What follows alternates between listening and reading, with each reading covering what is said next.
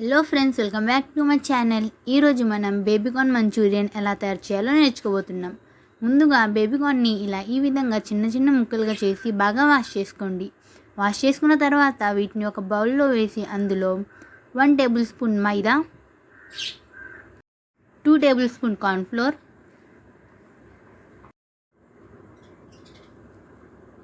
Half teaspoon అల్లం వెల్లుల్లిపాయ paste, అలాగే తగినంత కారం మరియు ఉప్పు కూడా వేసుకోండి. వేసుకున్న తర్వాత ఇందులో 1 టేబుల్ స్పూన్ పెరుగును వేసి బాగా మిక్స్ చేసుకోండి.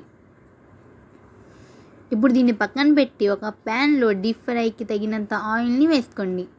వేసి ఆయిల్ని బాగా హీట్ అవ్వనివ్వండి. ఆయిల్ బాగా హీట్ అయిన తర్వాత మనం పక్కన పెట్టుకున్న బేబీకార్న్స్ని ఇందులో వేసేయండి. ఇప్పుడు వీటిని గోల్డెన్ బ్రౌన్ కలర్ వచ్చేంత వరకు బాగా ఫ్రై చేసుకోండి. ఇలా ఈ విధంగా బాగా ఫ్రై అయిన తర్వాత వీటిని తీసి పక్కన పెట్టుకోండి.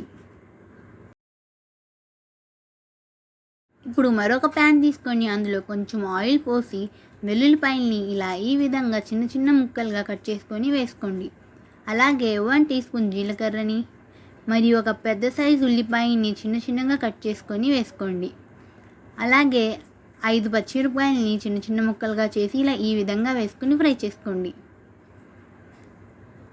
ఇప్పుడు ఇందులో 1 table spoon vinegar, 1 table spoon soya sauce, 1 table spoon red chilli sauce మరియు 1 టేబుల్ స్పూన్ టమాటో సాస్ని వేయండి. వేసి బాగా మిక్స్ చేయండి.